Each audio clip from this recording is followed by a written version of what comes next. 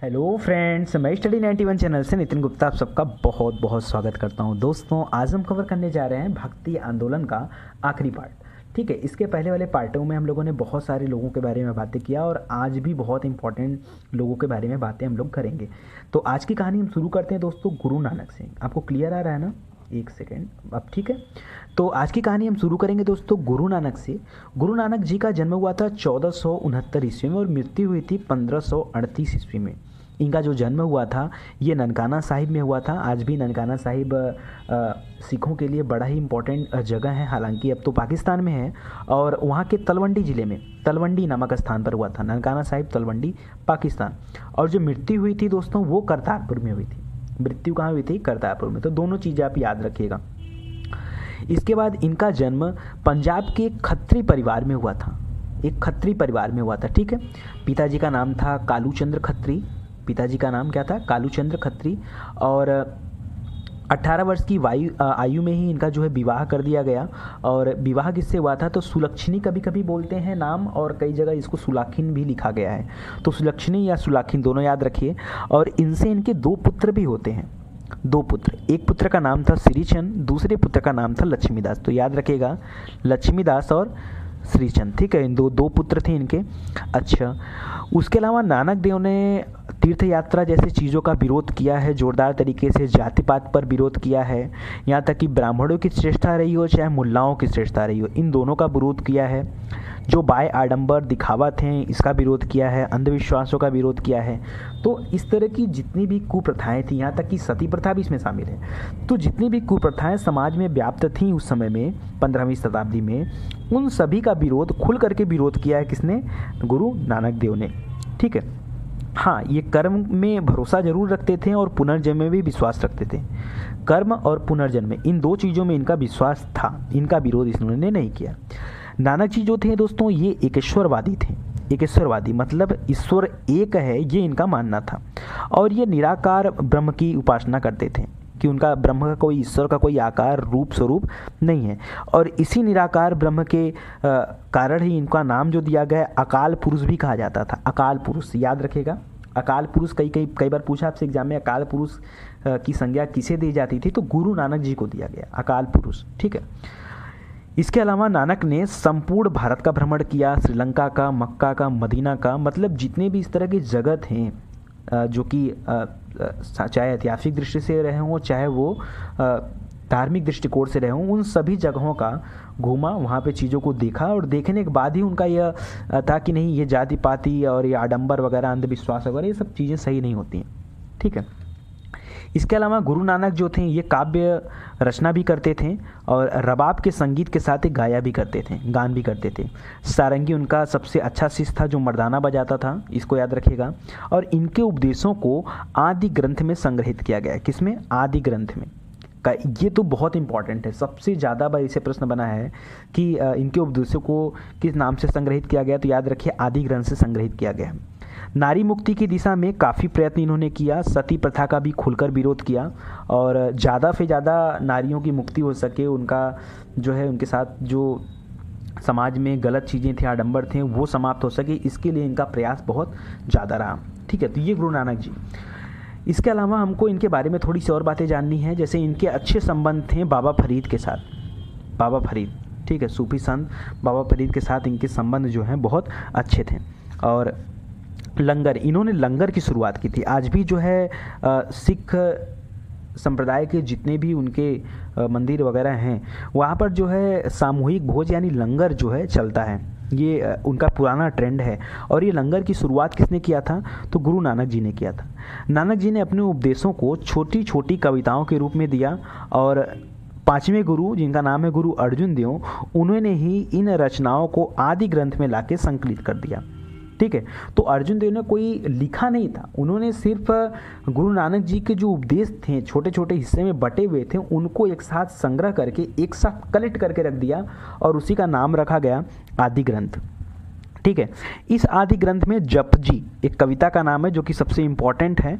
जपजी कविता क्यों इम्पॉर्टेंट है? क्योंकि इसमें नानक के आध्यात्मिक विचारों का ज्ञान दिया गया है। नानक के आध्यात्मिक विचारों का ज्ञान दिया गया है।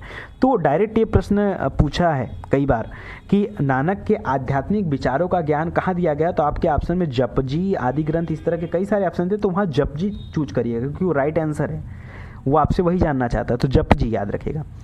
मैं नहीं चाह रहा था कि यहाँ पे सिख संप्रदाय के गुरुओं के बारे में चर्चा करूँ, लेकिन फिर भी इम्पॉर्टेंट था। मैं आगे पढ़ाऊँगा फिर से एक बार नानक के बारे में, तो उससे संबंधित जितने लोग होंगे ना उनके बारे में डिस्कस करूँगा। नानक के बारे में नहीं, जैसे टाइम जैसे अर्जुन जहांगीर जब पढ़ाऊँगा तो उस टाइम अर्जुन दास को बताऊँगा, ठीक है, तो इस तरह से। लेकिन फिर भी मुझे लगा कि नहीं, थोड़ा सा जानकारी आपको दे देना चाहिए। इस वजह से सिख संप्रदाय में जितने भी गुरु हैं, कुल 10 गुरु हुए थे। इन 10 गुरुओं के बारे में एक एक लाइन की इंपॉर्टेंट चीज़ें मैं लिखा हूँ जो कि आपके एग्जाम में आता है। जैसे सिख धर्म का संस्थापक कौन था, तो भाई गुरु नानक देव थे, ये तो सिंपल सा है। इसके बाद गुरुमुखी लिपि के जनक किसे कहे जाते हैं, गुरुमुखी लिपि के जनक, तो ये दूसरे गुरु अंगद देव को कहा जाता है। सिख संप्रदाय के द्वितीय गुरु अंगद देव को कहा जाता है गुरुमुखी लिपि का जनक। गुरु अमरदास ने सिख संप्रदाय का बढ़ाने के लिए, उसका विस्तार करने के लिए 22 गद्दियों का निर्माण किया। कितने गद्दियों का निर्माण किया, 22 गद्दियों का निर्माण किया, जहाँ से क्या किया जा सके, सिख संप्रदाय का विस्तार किया जा सके। रामदास को, गुरु रामदास जो थे ये अमृतसर के संस्थापक थे, अमृतसर के संस्थापक थे। इन्हीं को जो है अकबर ने जो है ज़मीन दिया था, ठीक है। अर्जुन दास ने क्या किया था, गुरु ग्रंथ साहिब का संकलन किया, तो मैंने पीछे आपको बता दिया, जो कि नानक के उपदेश थे उन छोटे छोटे हिस्से में बटे थे, उनको एक साथ कलेक्ट कर दिया गुरु अर्जुन देव ने। और इसके अलावा अमृतसर में हरमिंदर साहब मंदिर का निर्माण कराया। हरमिंदर साहब मंदिर ही स्वर्ण मंदिर के नाम से जाना जाता है। और गुरु अर्जुन देव को ही जहांगीर ने क्या कर दिया था, फांसी दे दिया था। इसके बाद से मुगलों के साथ सिख का संबंध जो था वो खराब हो चला। यहाँ के बाद से, क्योंकि भाई उन्होंने क्या किया, भाई सिख संप्रदाय के गुरु को अगर आप फांसी दे दोगे तो क्या संबंध अच्छे रहेंगे। इसके पहले तक संबंध अच्छे थे, अकबर तक संबंध बहुत अच्छे थे, लेकिन अकबर के बाद जहांगीर के समय से संबंध जो है बिल्कुल ख़राब हो गए, और वो ख़राब होते चले भी गए आगे तक। हरगोविंद साहब जो थे इन्होंने अकाल तख्त का निर्माण किया। क्यों अकाल तख्त का निर्माण किया, क्योंकि इसके ठीक पहले के गुरु को फांसी दे दिया गया। तो सिखों के विचार में ये आया कि नहीं, हमने गलत नहीं किया किसी के साथ, लेकिन मुग़ल शासकों ने हमारे साथ गलत बर्ताव किया, हमारे गुरु को फांसी दे दिया और हम चुपचाप देखते रहें। आगे इस तरह की घटना न हो, इसलिए सिखों को लड़ाकू जातियों में तब्दील कर दिया किसने, हरगोविंद साहब ने। और क्या निर्माण किया, अकाल तख्त का निर्माण किया। इसके बाद जहांगीर ने जो फांसी दिया गुरु अर्जुन देव को, उसके बाद जो सिख लोग थे उनके विचारधाराओं में भी काफ़ी परिवर्तन आया। इसके पहले वो लड़ाकू नहीं थे, लेकिन उसके बाद इनका स्वरूप लड़ाकू हो गया। देखिए इसमें कोई ऐसी बात नहीं, ज़बरदस्ती वाली बात नहीं है, वो लड़ाकू बनने पर मजबूर थे, क्योंकि अगर वो ऐसा न होते तो मुग़लों के द्वारा जो अत्याचार किए जा रहे थे वो बढ़ते चले जाते। इस वजह से ये ज़रूरी पड़ा उन लोगों के लिए। अगला जो गुरु थे उनका नाम था हर राय। ये उत्तराधिकारी मुग़लों के युद्ध में भाग भी लिए और अपने पुत्र राम राय को मुग़लों दरबार में भी इन्होंने भेजा था, हर राय। तो ये जब आएगा हम लोग मुग़लों के बारे में पढ़ेंगे तो हम लोग डिटेल से चर्चा भी करेंगे इस सब चीज़ों के बारे में। इसके अलावा हरि कृष्णा, ये बहुत अल्प अवस्था में इनकी मृत्यु होगी, इसलिए उतना ज़्यादा चर्चा नहीं बनता है, 8वें नंबर पर थे। और गुरु तेग बहादुर, इनका नाम तो आपने सुना ही होगा। ये अगले थे जिनको औरंगजेब ने फांसी दिला दिया। अर्जुन देव को जहांगीर ने दिला दिया था और गुरु तेग बहादुर को औरंगजेब ने फांसी दिला दिया। गुरु गोविंद सिंह, ये 10वें गुरु थे। गुरु गोविंद सिंह खालसा सेना का संगठन इन्होंने किया और धर्माचार पाहुल का प्रवर्तन किया। तो ये थोड़ा सा चीज़ें आप याद रखिएगा। इसके बाद दोस्तों जब मैं पढ़ाऊँगा आपको मुग़ल पीरियड, तो उसमें एक एक करके मैं डिटेल में आपको बताता जाऊँगा, ठीक है। तो ऐसा मत समझिएगा कि बस इतना ही पढ़ना है, बहुत सारी चीज़ें पढ़नी। चलिए आगे के कवि के बारे में देखते हैं। अभी हम भक्ति आंदोलन पे हैं, तो भक्ति आंदोलन पर है तो ज़्यादा सही है। आगे है सूरदास के बारे में, ठीक है। ये भक्ति आंदोलन के सगुण धारा के कृष्ण मार्गी शाखा के सबसे प्रमुख संत माने जाते हैं, ठीक है। सूरदास जी जन्मांध थे, बचपन से ही अंधे थे। जब से इनका पैदाइशी हुआ उसके समय से इनको जन्मांध कहा जाता है। सूरदास ने अपने ग्रंथों के माध्यम से राधा और कृष्ण के प्रेम को लोकप्रिय बना दिया। हिंदी साहित्य में भगवान श्री कृष्ण के अनन्य उपासक और ब्रज भाषा के श्रेष्ठ कवि महात्मा के रूप में सूरदास की गिनती की जाती है। हिंदी साहित्य का सूर्य भी किसे कहा जाता है? सूरदास को। याद रखिए, ये बहुत इंपॉर्टेंट है। हिंदी साहित्य का सूर्य किसे कहा जाता है? सूरदास को। इनके गुरु थे गुरु वल्लभाचार्य। गुरु वल्लभाचार्य जो थे इनके गुरु थे। सूरदास जी द्वारा कुल 5 ग्रंथों की रचना हुई, लेकिन 3 ही हमें प्राप्त हैं और 2 ग्रंथ जो हैं अप्राप्य हैं। लेकिन नाम जानते रहिए, कभी भी आपसे एग्जाम में पूछ सकता है। पहला है सूरसागर। सूरसागर में 1.25 लाख पदों को संग्रहित किया गया था, लेकिन जो अवेलेबिलिटी है, जो इस समय प्राप्त है हम लोगों के पास, वो खाली 7 से 8 हज़ार पद ही हैं सूरसागर में। ठीक है, थे कितने? 1.25 लाख पद। सूर सरावली दूसरा ग्रंथ है, साहित्य लहरी तीसरा ग्रंथ है। तो ये 3 फेमस हैं, सूर सागर, सूर सरावली और साहित्य लहरी। 2 और हैं, नल दमयंती। और तो याद रखिएगा, थोड़ा सा टेक्निकल प्रॉब्लम आ गया था, इस वजह से वीडियो थोड़ा सा पॉज हो गया था। हो सकता है कि आपको ये प्रॉब्लम झेलना भी पड़े। खैर आइए बात करते हैं। तो हम लोग बात कर रहे थे कि सूरदास जी के द्वारा कुल 5 ग्रंथ लिखे गए थे, जिसमें से 3 ग्रंथ तो हमें प्राप्त हैं और 2 ग्रंथ नहीं प्राप्त हैं। तो इसका भी नाम आप एग्जाम में याद रखो, क्योंकि हो सकता है कि आपके एग्जाम में पूछ दे। एक है नल दमयंती, दूसरा है ब्याहलो। ये अप्राप्य हैं, इनको पाया नहीं गया है। दूसरी बात कि ये जनमान थे, ये तो आप जानते ही हैं, और ये अकबर के राज दरबार में भी गए थे और वहाँ पे इनको प्रसिद्धि भी मिली थी। ठीक है, वात्सल्य रस का सम्राट भी किसे कहा जाता है? वो सूरदास जी को कहा जाता है। तो सूरदास जी के बारे में 2 चीज़ें हम लोगों ने देखा, एक हिंदी साहित्य का सूर्य, दूसरा वात्सल्य रस का सम्राट। ये दोनों बातें आप एकदम अच्छे से याद रखिएगा, भूलिएगा मत। इसके बाद इनके जो गुरु थे वल्लभाचार्य, उनके बारे में भी लगे हाथ पढ़ ही लीजिए आप। वल्लभाचार्य, इनका जन्म 1479 में हुआ था और मृत्यु हुई थी 1531 में।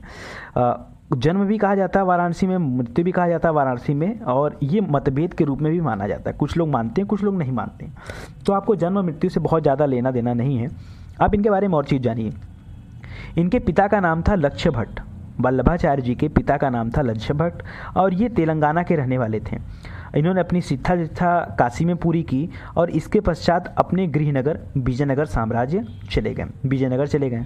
उस समय विजयनगर के राजा थे राजा कृष्णदेव राय। राजा कृष्णदेव राय नाम याद आ रहा है आपको ना? इनका वर्णन, इनका नाम जो है बाबरनामा में बाबर ने खुद चर्चा किया हुआ है। बाबर ने जो लिखा हुआ बाबरनामा, उसमें राजा कृष्णदेव राय के बारे में उसने चर्चा किया हुआ है। मतलब ये बाबर के समकालीन थे या राजा कृष्णदेव राय के समकालीन थे। इन्होंने उस समय में विजयनगर में जाकर के वैष्णव संप्रदाय की स्थापना किया। वल्लभाचार्य ने विजयनगर में अद्वैतवादी का खंडन किया कि अद्वैतवादी सिद्धांत जो वो गलत है, मायावाद का भी खंडन किया, और इन्होंने सपोर्ट किया सगुण भक्ति को, कि भगवान की भक्ति को सपोर्ट किया। और इन्होंने एक नया संप्रदाय लेकर आया, शुद्ध द्वैतवाद। शुद्ध द्वैतवाद, तो शुद्ध द्वैतवाद का प्रतिपादक किसे कहा जाता है? वल्लभाचार्य को। किसको कहा जाता है? वल्लभाचार्य को। और इसीलिए इनको उपाधि मिली थी जगत गुरु महाप्रभु श्री मदाचार्य की। याद रखिएगा, जगत गुरु महाप्रभु श्री मदाचार्य। अच्छा, इनकी रचनाएं क्या हैं? 2 रचनाएं इनकी बहुत फेमस हैं, एक सुबोधनी, दूसरा सिद्धांत रहस्य। सुबोधनी और सिद्धांत रहस्य, इनका 2 रचनाएं हैं। अच्छा, इन्हीं के पुत्र थे दोस्तों विट्ठलनाथ। इनका नाम आप लोगों ने सुना होगा, विट्ठलनाथ का। विट्ठलनाथ कृष्ण भक्ति शाखा को और बढ़ाएं और प्रचार प्रसार किया, और अकबर ने इनको गोकुल और जैतपुरा की जागीर दी थी। ठीक है, खुश होकर के गोकुल और जैतपुरा, जो कि मथुरा के आसपास के क्षेत्रों में पाया जाता है, ब्रज क्षेत्र में है, उसकी जागीर दे दी थी। किसको? विट्ठलनाथ को। विट्ठलनाथ ने रचना किया है 84 वैष्णव की वार्ता। विट्ठलनाथ ने रचना किसकी किया है? 84 वैष्णव की वार्ता। ये उनकी रचना है विट्ठलनाथ की। विट्ठलनाथ पुत्र थे किसके? वल्लभाचार्य के। ठीक है, तो याद रखिएगा, बहुत इंपॉर्टेंट है दोस्तों, बहुत बहुत।